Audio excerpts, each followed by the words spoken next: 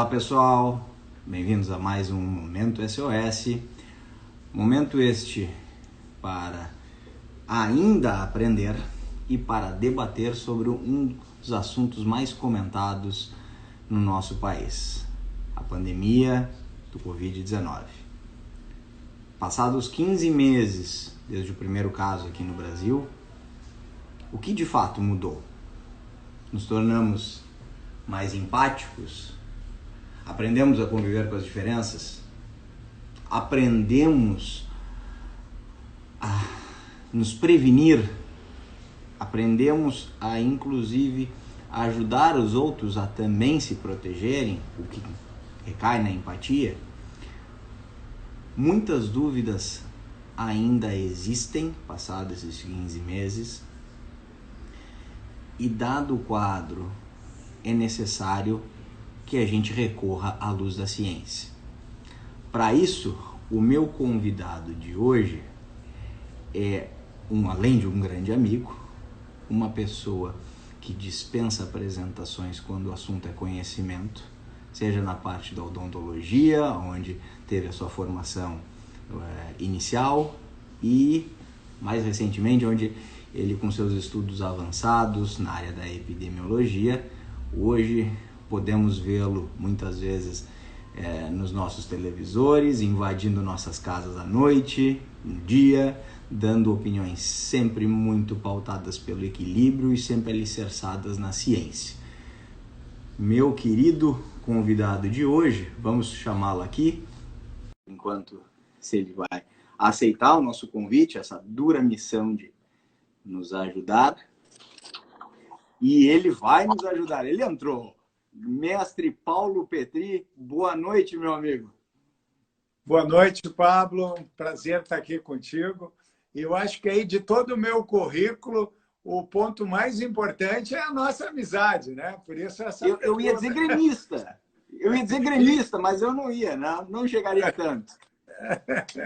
Como é que tá, meu velho? Tudo bem? Tudo bem. Me ouve bem, Paulo? Me vês bem? Perfeitamente. Perfeitamente. Então uma boa noite para ti, uma boa noite para os que estão conosco. Eu já estou vendo alguns amigos aí que eu compartilhei o teu convite. É um prazer estar contigo. Olha, espero que a gente consiga, pelo menos, trazer à luz um pouquinho da ciência do equilíbrio. Eu não sei se tu conseguiste acompanhar a entrada. Uma das coisas que essa live ela está planejada há muito tempo, só que eu acho que eu tive tanto em outros veículos que eu queria, primeiro, que tu tivesse um descanso, né? E segundo, também, eu queria ver a melhor forma de poder te colocar. E eu acho que até com essa questão de CPI que nós estamos aí, muitas investigações e comentários, então eu acho que é o momento da gente pelo menos sentar, botar os assuntos em pauta com calma e com ciência, né? Para a coisa andar. Petri, a primeira pergunta que eu vou te fazer é a pergunta, e acho que a gente já tinha conversado sobre isso, nas perguntas inicialmente elas nem são minhas, são perguntas de discussões, aquelas de bar que a gente tem do futebol, e as pessoas vão trazendo isso, e eu confesso que eu fico meio angustiado, não porque eu não tenho a resposta, eu gostaria muito de ter, mas não tenho. O fato maior é que a gente tá bombardeado de especialistas, e eu vou botar esses especialistas muito entre aspas, né? Na TV, que parecem estar sendo uma coisa muito mais de especialização ideológica do que propriamente uma especialização científica. E isso aí acaba por minar o interesse, inclusive, da população, ao meu ver. Mas vamos lá. Como que a gente estuda e como que se aborda um vírus que apareceu, vou colocar, do nada, e que em tão pouco tempo ele apresenta características completamente disformes se comparado a outras infecções. Quer dizer, então a gente imaginava que pessoas mais velhas teriam um quadro, inicialmente estou falando, né? Um quadro muito severo, adolescentes, adultos, jovens não, e hoje a gente vê que as coisas não mantêm um padrão. Então, como é que se estuda, como é que se estabelece um comportamento e como se estabelece principalmente opiniões que nem as tuas? Como é que se faz esse estabelecimento? Pablo, de fato, acho que tu pegaste o ponto, a chave, ponto mágico ali. Não tem um padrão.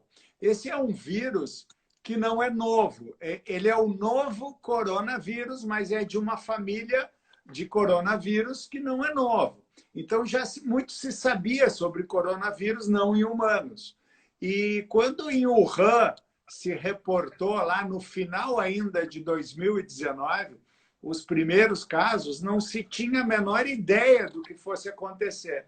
Eu até brinco, Pablo, que nas minhas aulas de epidemiologia, eu ensinava o que era uma pandemia. Imagina, hoje qualquer criança sabe.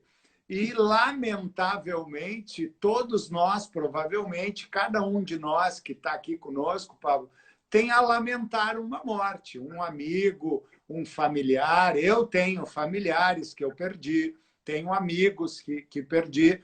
Enfim, esses números, eu procuro sempre enfatizar com os meus alunos. A epidemiologia trabalha muito com números, mas neste caso a gente não pode perder de vista que nós estamos falando de pessoas. Esses números se referem a pessoas. Então é uma tragédia planetária. O conceito de pandemia ele tem essa característica de romper fronteiras e se espalhar. Isso caracteriza uma epidemia. Uma pandemia, diferente de uma epidemia, de um surto epidêmico. E como nós hoje vivemos um planeta superpopulado, nós temos muitas pessoas e, por outro lado, especialmente com a aviação, uma mobilidade muito grande. Então, realmente foi um fenômeno inesperado, mas em termos de exercício teórico, era bastante possível que acontecesse, porque um vírus que tem uma transmissão por vias aéreas respiratórias, ele se difunde muito rapidamente e as pessoas circulando no mundo como circulamos, isso se espalha rapidamente. E para te passar a palavra novamente, para nós fazermos aí um bate-bola, é impressionante a gente se dar conta que esse vírus atingiu todos os países do planeta em todos os continentes. Não houve uma exceção sequer. E hoje nós choramos mais de 4 milhões de mortes no mundo inteiro, que é uma coisa absurda. No Brasil, nós passamos de 516 mil mortes e no Rio Grande do Sul, 31 mil mortes. Eu digo, você imagina que são aviões caindo toda hora lotados, são estádios de futebol cheios com pessoas que perderam a vida. Então, lamentavelmente, é uma tragédia bastante impactante e que, num primeiro momento, nós não esperávamos que atingisse essa proporção, né, Pablo? Bom, já me deprimi aqui, mas vamos lá, vamos tentar trazer a luz, né? Petri, o que se fala hoje, a palavra mágica é vacina. Né? Então, vamos para essa linha de vacina. Primeiro que as vacinas, melhor dizendo, aqui no Brasil, elas têm formas de confecção, por assim dizer, diferentes. Tá? E aí eu te pergunto, os processos de confecção, por serem diferentes, causam, até agora, muitas dúvidas na população quanto aos seus efeitos a longo prazo. Aí eu faço uma pergunta para ti, creio eu, é a mais perigosa nos dias atuais. Falar sobre essas situações de perigo ao tomar vacina, tá? É necessário ou é colocar em risco e ajudar a fomentar um movimento anti-vacina que não está, vamos combinar, não está ajudando em nada. Eu estou até ajudando a responder, mas vamos lá, eu quero a tua resposta iluminada. Não, começaste bem. Qualquer movimento contrário à vacina é um desserviço à humanidade. Eu esses dias escrevi um artigo para Zero Hora e eu cunhei um termo. Os medicamentos salvam as pessoas e as vacinas salvam as populações. Então, a vacina, em geral, para qualquer doença, todas as que conhecemos, elas têm 200 anos, não são novas. É uma tecnologia que se estuda há muito tempo e previne uma infinidade de doenças. As atuais, Pablo, é até interessante, eu fiz uma retrospectiva. A vacina até então, mais rápida que a humanidade havia produzido, ela demorou 4 anos, e foi a da cachumba. Em 1966, ela foi apresentada ao mundo, depois de 4 anos de estudos. Esses dias eu discutia com um representante dos grupos anti-vacina, e ele dizia, então, você vê agora, a da Covid foi descoberta em 1 ano. E é óbvio que não pode ser boa. Eu disse, não, pelo contrário. Eu pergunto, em 1966, o Pablo, por exemplo, não era nascido, né? E muitos de nós aqui, que já éramos nascidos... Mas jovens... Qual era a tecnologia, né? Então, era outro mundo, era outro mundo. E, obviamente, que essas vacinas foram desenvolvidas em tempo recorde, porque nós temos hoje outras tecnologias. Nós temos, por exemplo, Pablo, 2 vacinas genéticas. A vacina da Moderna e a vacina da Pfizer são de RNA mensageiro, coisa que nunca havia acontecido. Mas é uma tecnologia que tem 10 anos. Era a tecnologia de doença, sendo estudada para doenças como câncer. E é óbvio que, como essa pandemia tomou a proporção que tomou, os laboratórios, os grandes cientistas se dirigiram a estudar vacinas, porque nós não temos, e hoje, Pablo, não é mais aceito uma discussão de medicamentos para tratamento de Covid. A ciência mostrou que, lamentavelmente, contrária à nossa vontade, não existem medicamentos para a Covid. A única coisa que nós temos, e sabemos, porque aprendemos muito durante a pandemia, nesse ano todo, e aí eu posso dizer tranquilamente, como estudioso do assunto, nós não sabemos tudo. Existem muitas perguntas que a ciência ainda não tem resposta, né? Eu tomei emprestado da psicanálise um termo que eu gosto, que é a ciência sofreu uma ferida narcísica. Ela precisou reconhecer que não sabe tudo. Então, tem muita coisa que nós não sabemos. Mas, das poucas coisas que sabemos, com certeza e com segurança, são as vacinas, né? As vacinas nascem de um estudo epidemiológico chamado ensaio clínico randomizado. São estudos absolutamente controlados, é o padrão ouro da epidemiologia, o que nos dá a melhor evidência científica. Os laboratórios testam em fases pré-clínicas com cobaias para testar a segurança das vacinas. Se vencida essa etapa, se vai para uma etapa de fase clínica com centenas, depois milhares, depois milhões de pessoas. Então, as vacinas são eficazes, são seguras. Evidentemente que existem alguns efeitos colaterais possíveis, mas na grande maioria deles são poucos, são uma dor no local da injeção, uma pequena dor de cabeça, ou seja, são sintomas leves na grande maioria. Então, assim, advogar contra vacinas é advogar contra a ciência, né? E é um desserviço que eu até não gosto da parte da política. Eu acho que tu pegou bem. Hoje parece que se dividiu em grupos políticos. Quem é a favor? Não, eu acho que nós deveríamos todos ser pró-saúde, pró-vida, e não ficar pensando em política partidária. Perfeito. Continuando a linha, então, já que a ciência não tem todas as respostas, qual é o futuro da vacina hoje? Nós temos alguns comentários que são colocados na mídia de que há estudos da AstraZeneca colocando talvez a necessidade de uma terceira dose, inclusive.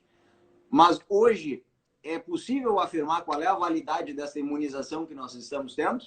É possível, nós já estamos trabalhando em uma vacina que não nos permita ter absolutamente nenhum sintoma, uma vez que infectados? Como é que nós estamos nessa parte? Ainda não, Pablo. Na verdade, essa é uma parte que ainda não se sabe exatamente. E só recuando um passo, Pablo, a gente tem que entender que é natural que um vírus que circula durante muito tempo, ele sofre mutações. Eu faço uma metáfora para quem não é da área, é como se você pegasse uma cópia, uma folha com um texto e fosse fazendo cópias. Algumas dessas cópias terão defeitos. E é mais ou menos o que acontece com o vírus. Ele vai se replicando tanto que ele vai tendo defeitos, entre aspas, que são as mutações. E nós vemos hoje, inclusive a OMS está tentando padronizar no alfabeto, né? A alfa, a variante do Reino Unido, a beta, a variante da África do Sul, a gama é a variante brasileira e a delta é a variante indiana. Então, nós já temos variantes importantes. Existem centenas delas desimportantes, mas essas são importantes, porque as vacinas foram confeccionadas para combater um determinado vírus, que hoje até já se chama do coronavírus original, né? Porque as vacinas foram feitas para aquele coronavírus. E agora, com essas variantes, fica a dúvida. Será que nós estamos atendendo com as nossas vacinas a essas novas variantes ou não? Não se tem claro. E, Sim. Por outro lado, por quanto tempo essa imunidade persistirá? Existem vários estudos mostrando que 3 meses, 6 meses, a imunidade começa a diminuir. Mas, por outro lado, existem outros estudos que dizem que fica como se uma memória no organismo e que, em contato com o vírus, essa memória ativaria o sistema imunológico produzindo defesa. Então, na verdade, não se sabe. O que se tem com certeza hoje, Pablo, fiz uma matéria agora de tarde para a revista Piauí sobre isso, é o Instituto Butantan, que tem a parceria da Sinovac, que é a vacina chamada Coronavac. Eles já estão estudando e admitindo uma terceira dose. Nós chamamos de boost, que é uma dose de reforço. Então, isso ainda está em estudo, mas provavelmente o próprio Instituto Butantan vai estar divulgando a necessidade para quem já fez as 2 doses, que é o meu caso, eu fiz a Coronavac, talvez eles estejam chamando para uma terceira dose. E a demora da vacinação é o segundo ponto que a gente não pode esquecer, né? No Brasil, e aí tem até uma CPI em função disso, nós demoramos a nos organizar em termos de compra de vacinas. E isso permitiu que o vírus circulasse durante tanto tempo com essas mutações. Então, essa pergunta é difícil, Pablo. Nós não temos a resposta de quanto tempo vai durar uma imunidade com determinadas vacinas. Já tomei cartão amarelo, que essa rasteira foi feia, né? Mas vamos lá. O Jocelyn aqui, acredito que seja conhecido teu, coloca aqui: a demora na imunização pode favorecer o aparecimento de variante resistente à vacina? O Jocelyn é um grande amigo meu e um grande médico pediatra. E eu acho que ele fez essa pergunta para tipo, faz o passe, porque ele tem essas respostas. Mas certamente ao Jocelyn e aos que nos acompanham, a demora nas vacinas fez com que o vírus sofresse mutação por circular livremente durante muito tempo.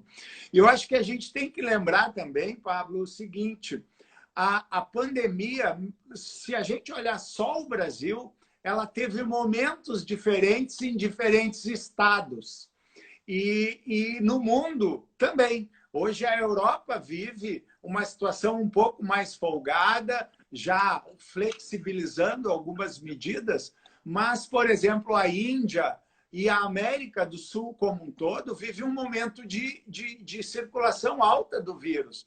E isso trouxe um ensinamento muito grande, eu acho, para o ser humano, porque nós percebemos que hoje somos uma aldeia global, como se dizia antigamente. Ou seja, não adianta vacinar todos os gaúchos se as fronteiras com o Uruguai, Argentina e Santa Catarina estiverem em alta. Então, por isso que existe a COVAX Facility, que é uma iniciativa da Organização Mundial de Saúde, tentando levar vacinas para todos os países, inclusive os países pobres que não podem comprar, não é?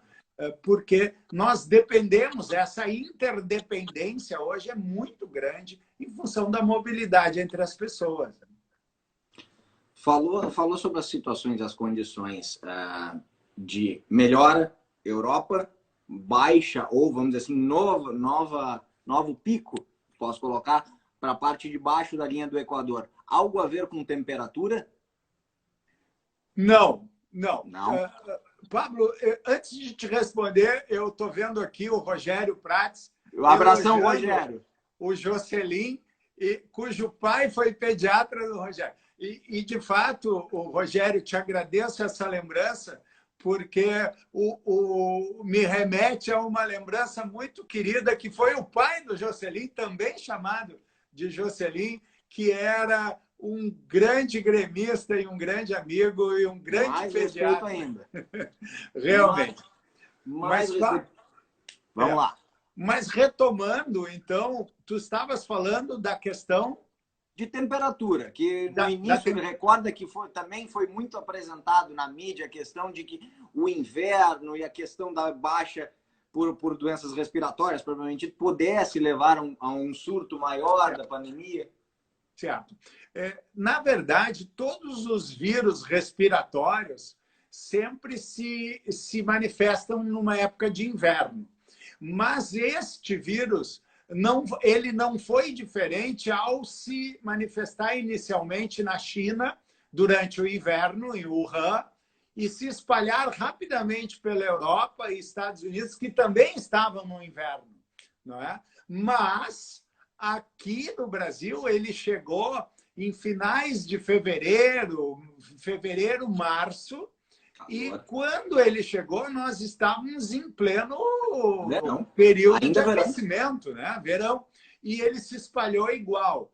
Então, lamentavelmente, este vírus não respeita a temperatura.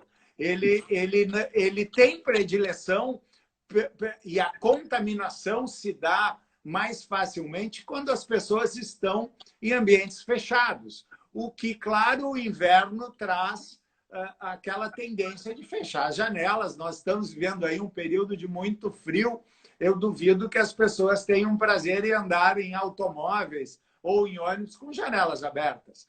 Mas o nosso primeiro pico aqui no Rio Grande do Sul se deu no inverno, né? Em finais de julho e agosto. Exato. Mas por essa razão, não porque o vírus respeite verão, a segunda onda europeia se deu no verão, né? Quando eles flexibilizaram e acharam que tinham superado o vírus e as pessoas começaram a conviver, mesmo em lugares abertos, se aglomeraram e a infecção voltou a se generalizar. Então, lamentavelmente, o inverno nos traz mais risco por estarmos mais fechados, mas esse vírus não desaparece por causa do calor.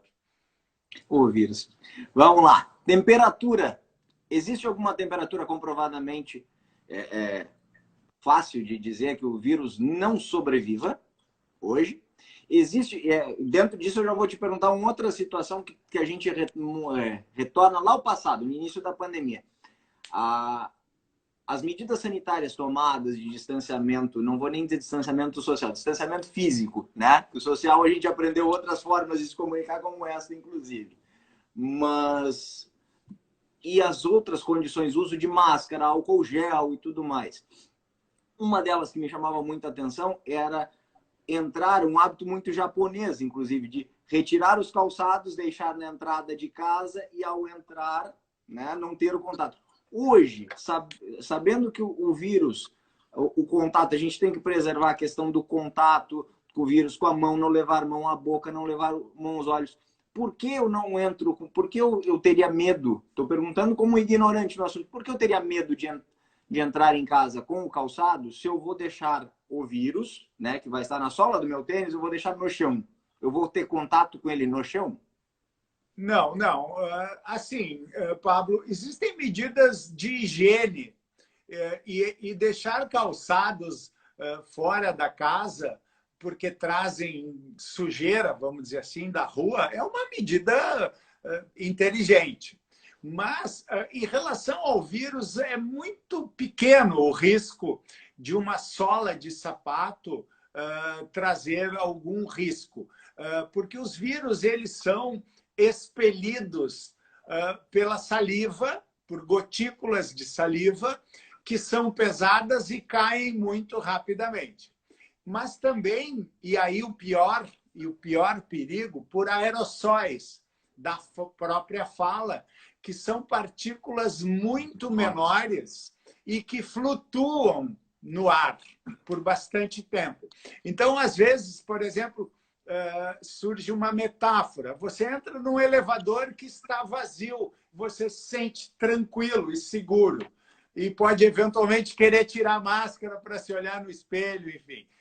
É um erro, porque se alguém acaba de sair desse elevador e tendo, por acaso, espirrado, aquelas partículas podem estar em suspensão no ar. E, por isso, a importância do uso de máscaras, não é? Mas, quando essas partículas caem, e aí um sapato poderia pisar, ou num acúmulo de saliva, o vírus pode estar viável ali, pode estar viável em metais, né? No transporte público também o perigo de tocar em superfícies metálicas, mas o risco é menor e ele deve ser cuidado a questão aí da higiene das mãos. Então, tu falaste um conjunto de medidas, né, Pablo, que nós chamamos de medidas não farmacológicas, que são essas, que por enquanto são as que temos além da vacina e um dia talvez de um medicamento. E elas são as clássicas, eu não estou dizendo nenhuma novidade, mas convém continuarmos cuidando com a higiene das mãos, com o uso correto e o uso correto da máscara, porque a gente vê pessoas colocando a máscara no queixo. Eu ia colocar uma, não tem perto aqui para mostrar, mas realmente nariz e boca, né? Exatamente. Porque são as vias de emissão do vírus, né? As vias respiratórias. E especialmente uma medida que é extremamente eficiente é arejar os ambientes, né? Procurar deixar que o ar circule, abrindo uma porta, uma janela no oposto da sala. Isso é bastante importante que se tome esses cuidados.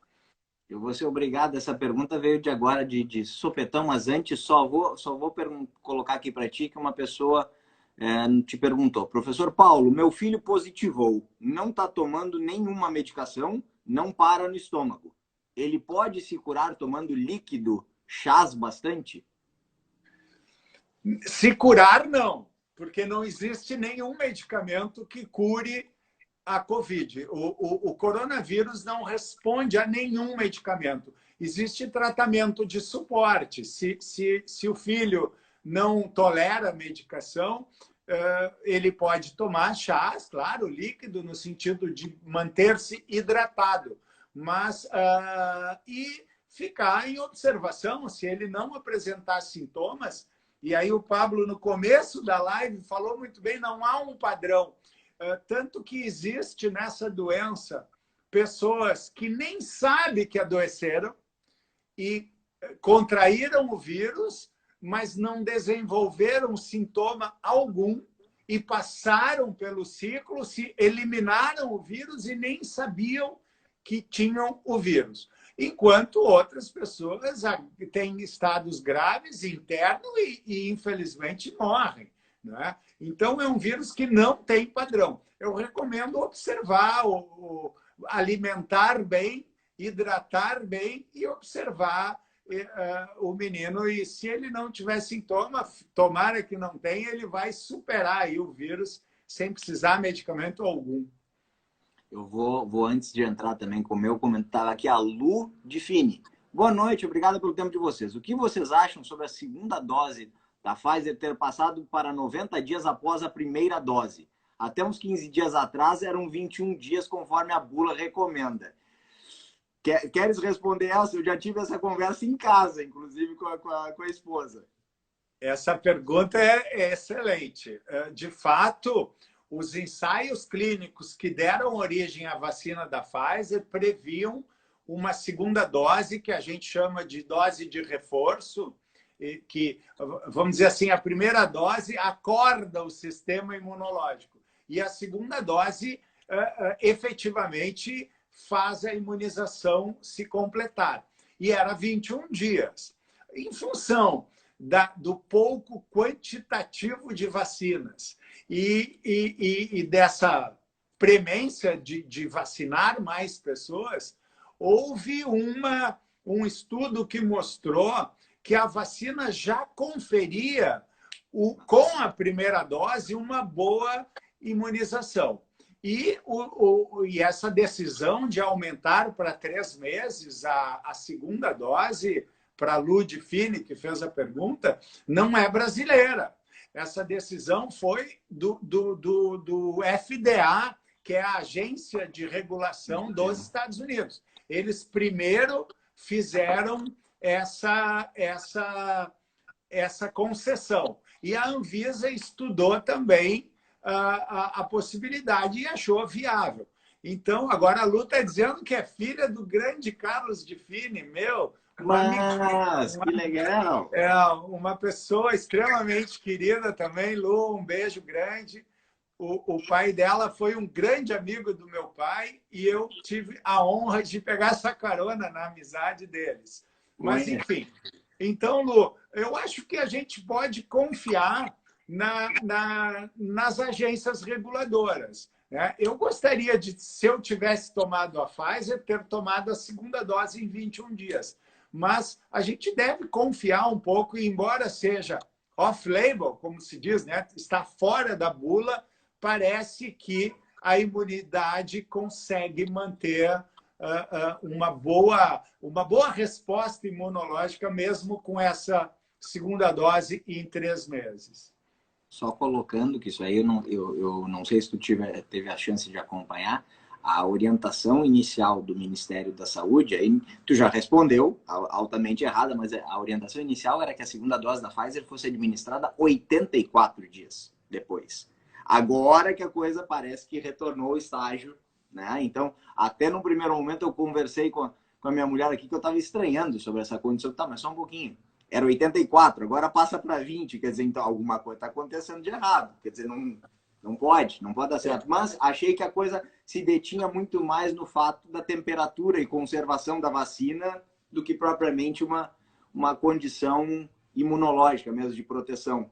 Não, a vacina da Pfizer ela é mais delicada em termos de conservação, porque ela exige super freezers que mantenham em armazenamento a menos 80 graus. Então, ela é uma vacina mais complexa nesse sentido. Mas, fora isso, qualquer vacina é eficiente. Hoje, nós temos no Brasil diferentes vacinas já, né? E todas elas são boas, todas elas são... A grande vantagem é a vacina da Janssen, porque exige uma única dose. Né? Então, não tem aquele retorno.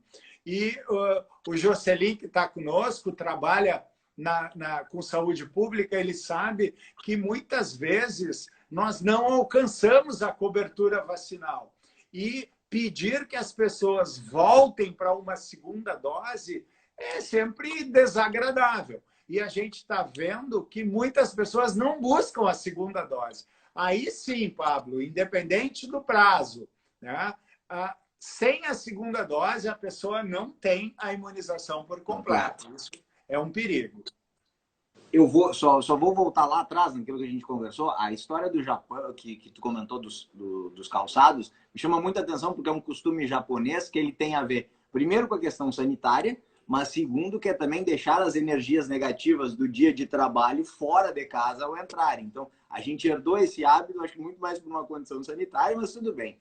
A pergunta que eu faço para ti é que tu colocou sobre o uso dos instrumentos não farmacológicos como proteção, que seria a máscara, seria o álcool gel. No entanto, passaram-se 15 meses já e nós ainda parece que estamos num processo educativo com boa parte da população. Então, cada dia eu me deparo com aglomerações de pessoas em festinhas clandestinas. É o Pablo ou o Paulo Petri que se recusa a usar máscara, possivelmente não deve se julgar melhor, ou que o Covid não pega. Então, a pergunta que eu faço, eu já não faço ao epidemiologista, eu faço ao cidadão mesmo. Não está na hora dos nossos governos, das nossas entidades, vamos dizer assim, representativas, terem algum tipo de posicionamento um tanto quanto diferente, porque nós não estamos mais tratando da questão individual. Então, uma coisa é eu querer me gripar, é eu pegar Covid, é eu colocar a minha vida em risco. Outra coisa é eu colocar a população em risco pela minha irresponsabilidade. Como é que tu acha que a gente pode lidar com isso de uma forma mais definitiva?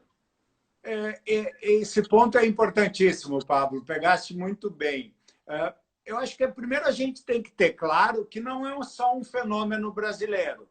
A gente vê isso, é mundial. Existem movimentos anti-vacina, anti-afastamento social, enfim, anti-tudo.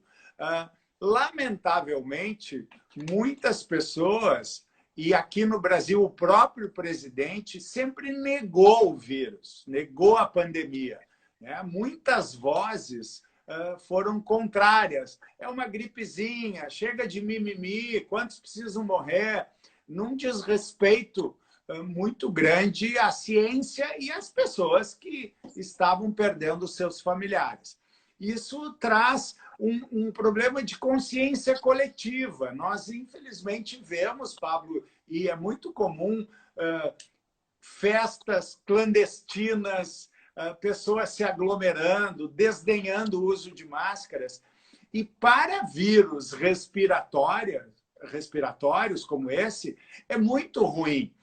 Eu queria que o teu público aí se desse conta que quando nós falamos em aglomeração, nós não estamos falando numa festa de 100 pessoas. É claro que isto é uma aglomeração, mas o conceito epidemiológico de aglomeração para transmissão de vírus respiratórios é um encontro de meia dúzia de pessoas que não coabitam, que não vivem na mesma casa. Isso já é uma aglomeração e já faz com que o vírus se espalhe muito rapidamente, o que é um problema. Então, a gente vê, sim, muitas pessoas negando a pandemia. Existem políticos que não tomam decisões por razões políticas, por medo de votos, enfim. Alguns querem se fazer de originais para angariar votos, porque sempre há uma boa parcela da população que nega. Eu não estou falando de aglomeração de pessoas que precisam trabalhar. Isso se compreende. O trabalhador hoje em Porto Alegre vai pegar um Transurb, um ônibus, eles estão lotados. E essas pessoas não estão passeando, elas estão indo ao trabalho. Então, deveria haver, sim, uma coordenação central de campanhas e de melhor informação da população e também de medidas que permitissem que as pessoas não fossem obrigadas a se aglomerar. Não é? As vacinas, essas medidas não farmacológicas, elas são de natureza coletiva. E a pessoa tem que ter a empatia de se dar conta que vive numa coletividade e precisa colaborar com esse coletivo. Ou seja, essa atitude egoísta, eu não vou me vacinar, eu não uso máscara, isso é absolutamente triste e reprovável. Vamos para cá. A Maria Maricota, acredito. Costumo higienizar o que compro em supermercados. Isso realmente é eficaz ou desnecessário? E aí vou juntar as duas aqui, Petri. O Rodrigo pergunta também. Visto que em alguns países a população aboliu agora, né, o uso de máscaras, não seria isso arriscado? já que não sabemos por quanto tempo a vacina é efetiva? Sim, é interessante higienizar compras, porque o vírus ele é viável em superfícies, como frutas, nas cascas das frutas, como em latas de compras, enfim. Então, é uma medida sanitária interessante, uma higienização. Por outro lado, é também interessante não entrar em paranoia, não é? Mas, sim, higienizar. Esses dias eu ouvi o guri de Uruguaiana dizendo que o sonho de consumo dele é uma máquina de lavar compras. Eu achei Bem genial, pensado. né? Bem pensado. Genial. Seria interessante. Mas a gente deve cuidar sem paranoia, né, Pablo? Mas deve cuidar essas medidas de higiene. Existem medidas públicas que vieram para ficar. Uma delas é o uso da máscara, porque, embora a situação possa melhorar, e deve melhorar assim que as vacinas estiverem com um quantitativo maior, nós hoje temos no Rio Grande do Sul um quantitativo ainda muito pequeno de vacinas, né? Embora isso não seja uma culpa dos vacinadores, né? A culpa é não termos tantas vacinas, porque nós temos um sistema, e Porto Alegre deve se orgulhar, e o Rio Grande do Sul deve se orgulhar do seu sistema de saúde, que vacina muito bem e muito rápido, né? O problema é que não temos o quantitativo de vacinas para nós. Mas nós ainda estamos com percentuais baixos. A primeira dose no Brasil tem apenas 34% da população. E com as duas doses é 12%. Então, tu imagina que, se pensando numa imunidade coletiva, que é quando o vírus começa a perder viabilidade, a gente está pensando em 70%, 80% da população. Então, ainda nos falta muito. E a segunda pergunta, Pablo, qual era? A questão do uso da máscara. Tu já comentou por cima aqui a questão do fato de não utilizar a máscara. Tá? Alguns países, com a vacinação muito mais adiantada que nós, estão flexibilizando o uso de máscara em locais públicos e abertos.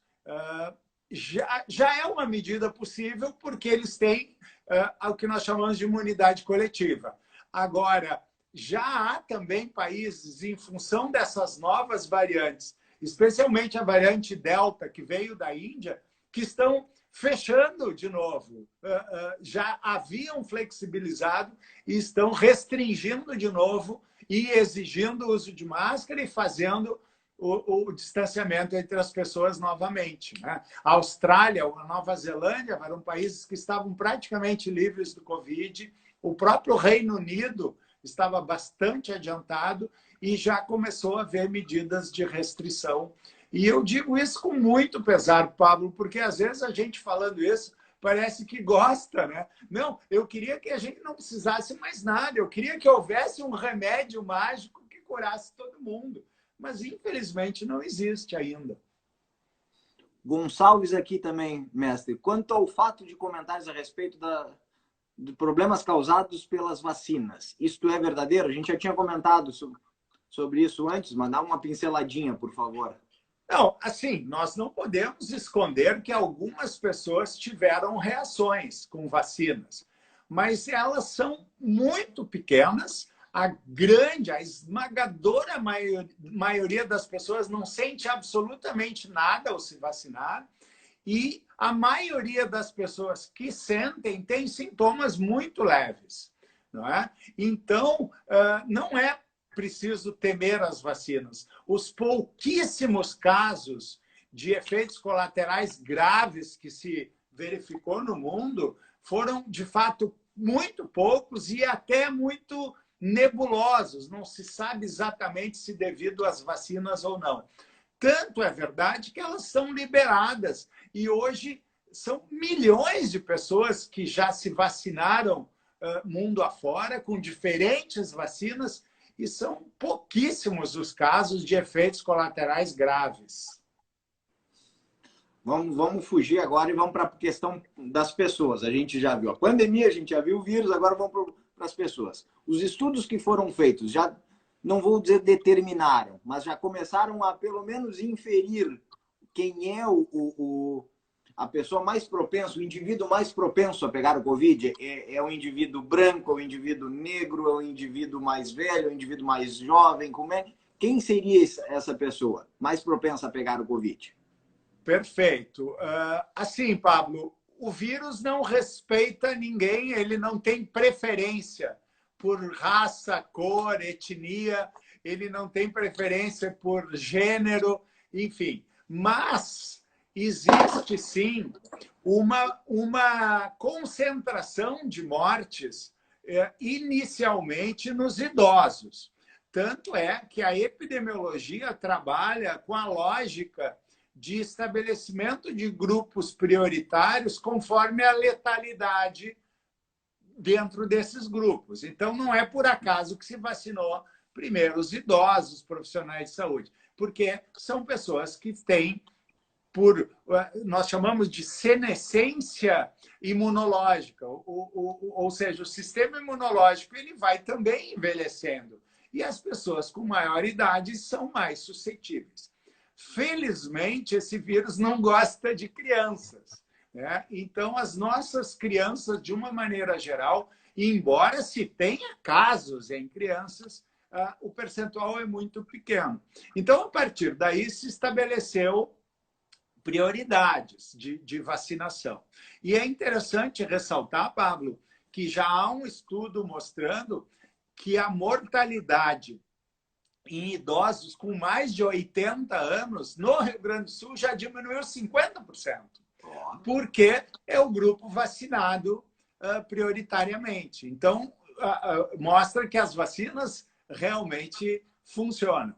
Mas também há um estudo brasileiro, especialmente, mostrando que as pessoas de menor condição, poder aquisitivo, elas estão sofrendo mais. E tende a se concentrar nessas populações por questões sanitárias, de moradia, acesso à água encanada, aos bens de proteção, as máscaras têm preço, embora as de tecido não sejam tão caras, mas elas custam dinheiro, o álcool gel custa dinheiro, enfim, nós temos as pessoas que vivem em condições mais precárias, que moram se aglomeram na própria moradia, que trabalham forçosamente, precisam sair em busca de sustento. Então, essas pessoas são mais expostas, né?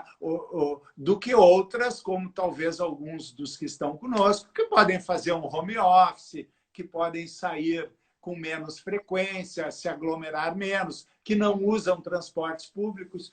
Então, está havendo aí, e hoje nós temos quase 15 meses, 16 meses para olhar para trás, não é? Então, a gente consegue visualizar já um perfil. Mas o vírus não respeita ninguém. Os países ricos sofreram muito, né? Lembra, depois da China, a Itália e o norte da Itália, que é a região mais rica da Itália, né?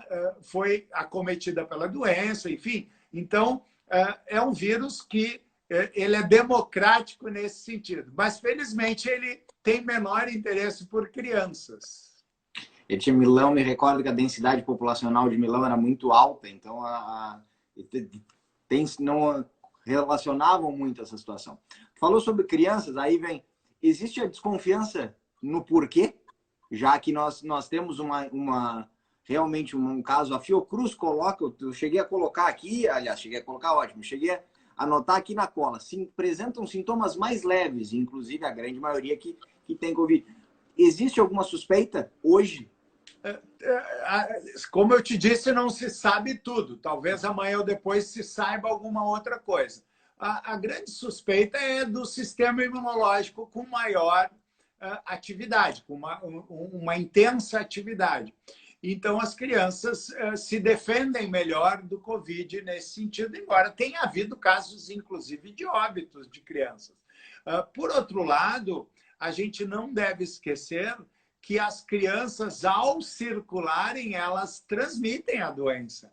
Mesmo elas tendo pouca repercussão clínica, elas são potenciais transmissores, se contaminadas. Assim como aquelas pessoas que eu comentei, que podem estar eventualmente assintomáticas.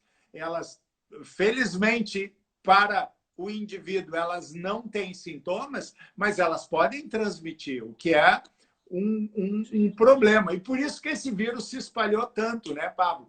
Mesmo ele tem uma fase pré-sintomática. 2, 3 dias antes de aparecerem sintomas, se vierem a aparecer, porque alguns nem isso, a pessoa está transmitindo, mas ela ainda nem sabe que tem o vírus. Por isso, essa difusão, esse espalhamento tão amplo do vírus. Nossa. Questão de sequelas, Petri, pós-infecção. Muito se falou e muito se comentou, mas, obviamente, muito pouco se embasou essas opiniões sobre o fato de que as pessoas que tendem a apresentar sequelas foram pessoas que uma vez estiveram em quadro de CTI.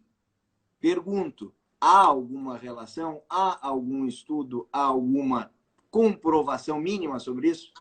Pablo, eu vi que está conosco aqui um grande amigo, o Fábio Ruschel, que é um grande médico, e talvez ele pudesse, o Fábio, responder melhor do que eu sobre as sequelas de pacientes. Olha Mas, aí. enfim, o que se sabe, Pablo, é que quanto mais severa a doença que a pessoa teve, é porque o vírus teve uma quantidade maior de vírus no organismo. Mas as sequelas, então, teoricamente, são mais possíveis.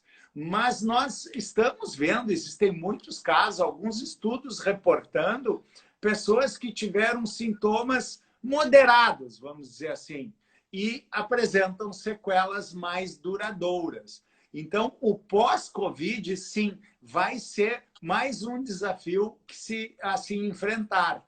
Né? Pessoas que têm dificuldades motoras, ainda persistindo, depois de se curar do vírus, persiste as dificuldades motoras, algumas dificuldades de memória, algumas dificuldades de paladar, algumas dificuldades de olfato, tem persistido.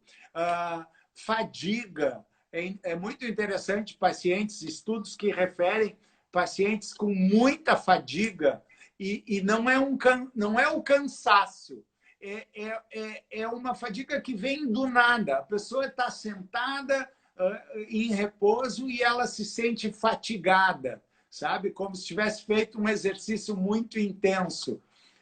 Então, muito está se aprendendo quanto a isso. Agora, felizmente, não parece haver sequelas que mutilem ou que impeçam atividades profissionais, mas esses sintomas mais leves ou persistentes têm sido reportados, sim. Nós tivemos o caso agora sobre fadiga, inclusive, do goleiro Breno, né? Que saiu do quadro, foi totalmente sem maiores sintomas, de acordo com o que a imprensa, pelo menos, nos notificou, mas ao retornar aos treinamentos, ele acusa um cansaço e não consegue desempenhar a função atlética dele. E é um menino, é um rapaz com 22 anos, acredito, o Breno. Então... Pablo, interessante, e gostamos de futebol. Eu participo para a Federação Gaúcha de Futebol. Eu sou membro e coordenador do grupo de Medicina e Saúde da Federação. E nós fazemos os protocolos sanitários de todos os atletas e organizamos aí o Campeonato Gaúcho de Futebol de todas as divisões, campeonato feminino, sub isso, sub aquilo, não só o primeiro time aí. E tem aparecido muitas situações, e, de novo, como tu referiste bem, é um vírus que não tem padrão.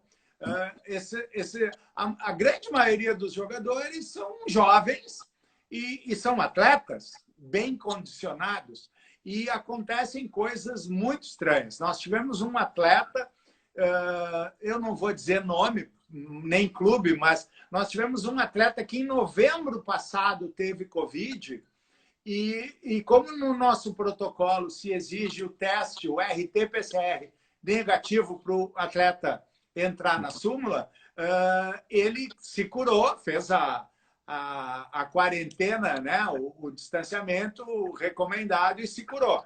Não tinha mais sintoma nenhum. E ele testa positivo até hoje. Né? E ele não tem mais a doença, ele treina e não sente absolutamente nada e testa positivo. Então, muita coisa a gente está tendo que apanhar e tentar descobrir aí, talvez sejam resquícios do vírus morto, inativado, mas que para ele aparece como positivo, enfim. A gente ainda não sabe tanta coisa, Pablo, e essa fadiga ela é bem comum em alguns atletas, tem acontecido. Vamos dar um pouquinho de esperança. Nós tivemos, acho que uma luz de esperança que apareceu não me recordo agora, confesso, me falha a memória, foram as pesquisas com plasma sanguíneo dos recuperados de Covid. Há quantas andamos, vamos dizer assim, mestre? Em que passo que estamos com esses estudos? Existem, sim, alguns estudos promissores. Aqui na URGS, nós temos um estudo no Hospital de Clínicas com o plasma sanguíneo. E ele tem se mostrado eficiente. Agora, não é de se entusiasmar, porque ele se aplica a pacientes internados em estado grave. E como se depende do plasma de doadores, a quantidade ainda é pequena. Então, poucas pessoas se beneficiarão desse tratamento, que parece bastante promissor. Mas existem outras drogas sendo estudadas, por enquanto, todas elas para pacientes internados. Já tem drogas liberadas pelo FDA nos Estados Unidos e pela Anvisa no Brasil, mas ainda são estudos preliminares e para beneficiar poucas pessoas. Nós, infelizmente, ainda não temos um medicamento em larga escala que possa dar conta desse vírus. A Maricota volta aqui. Perdi um grande amigo, ficou um mês na CTI, melhorou e recebeu alta. Faleceu 15 dias depois. O que pode ter acontecido? Já vi nos jornais matérias de casos parecidos. Realmente acontece. O que se suspeita é que, após a passagem do vírus pelo organismo, então a primeira internação certamente se deveu ao coronavírus.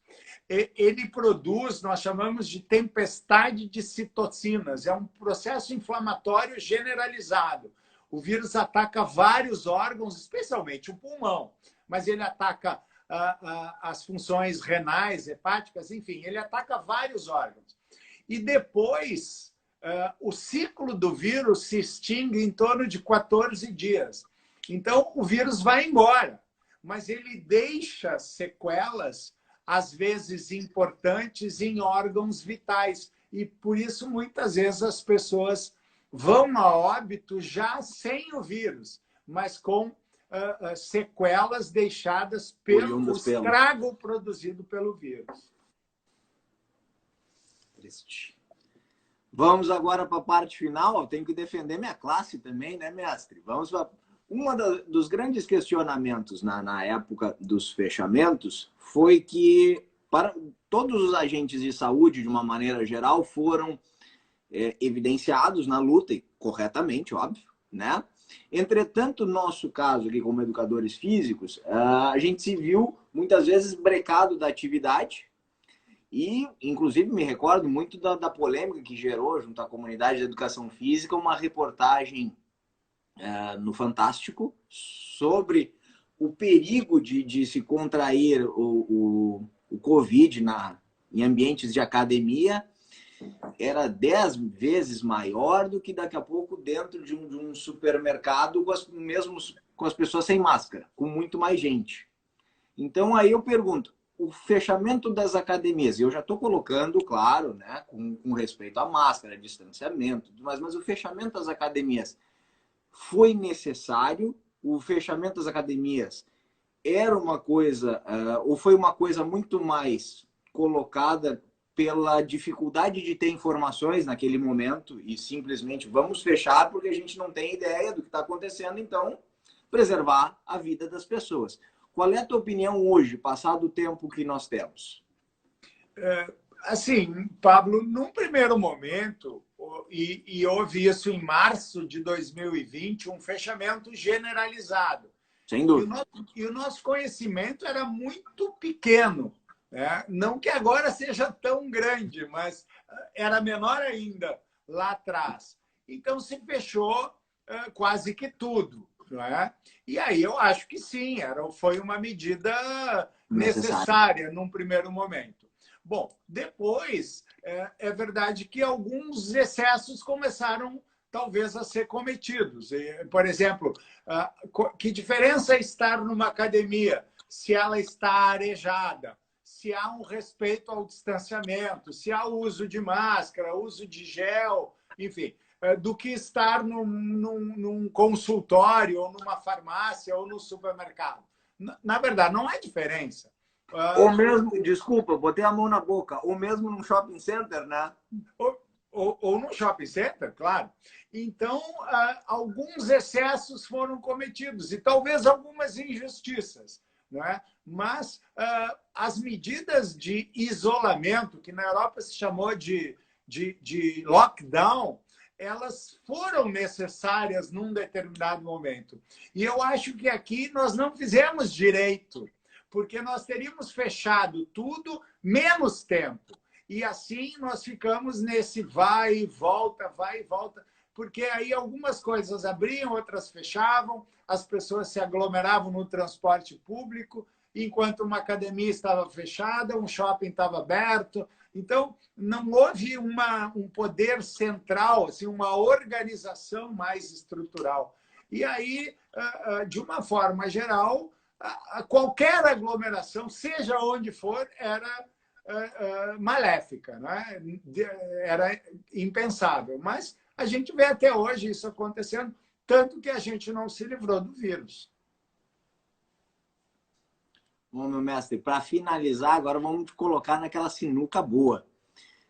Nesse exato momento, eu queria que tu fizesse um exercício de imaginação aonde tu é o ministro da Saúde, desde o início lá da pandemia, tá? E num segundo quadro, eu queria que tu fosse já um gestor. Eu não vou nem chegar no caso do presidente, porque a gente já tem uma opinião e uma colocação sobre o presidente bem clara. Vou dizer como propriamente prefeito de Porto Alegre, desde o Nelson Marquesan, passando ao Sebastião Mello. Então, tu vai ser um funcionário federal e tu vai ser um gestor municipal. O que tu acredita em ambos os aspectos que tu poderia ter feito diferente com o teu conhecimento tanto de março do ano passado quanto o conhecimento que tu tem hoje? Bom, essa é difícil, mas primeiro que eu jamais aceitaria participar de um governo como este. Né? Mas, enfim, o que se deveria ter feito, Pablo, e são medidas que a epidemiologia já tem há muito tempo e se aplicou em outras doenças, seriam as barreiras sanitárias. Nós deveríamos ter fechado os nossos aeroportos já em final de fevereiro de 20. Em março de 20, nós não deveríamos estar recebendo, ainda que brasileiros, voltando da Europa, dos Estados Unidos ou da China. Né? Esses bloqueios sanitários, porque barreira realmente é impossível fazer, mas um bloqueio, sim. Nós chamamos em epidemiologia de busca ativa, que é testar em massa, e nós sempre testamos pouco, testar em massa, identificar os casos e rastrear os seus contatos para isolá-los. Isso teria sido muito eficaz. Tanto é verdade que agora nós da URGS, em parceria com a Secretaria Municipal de Saúde, fomos ao aeroporto Salgado Filho e fizemos um posto de atendimento.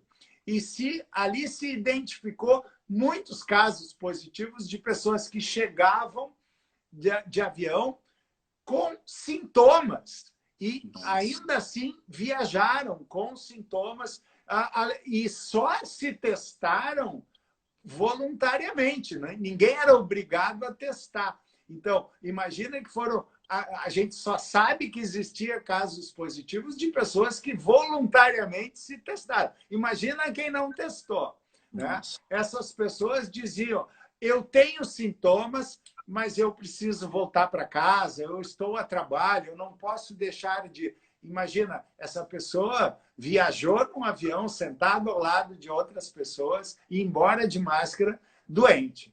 Então, se nós tivéssemos feito um bloqueio mais intenso no começo, talvez a gente tivesse menos mortes a lamentar.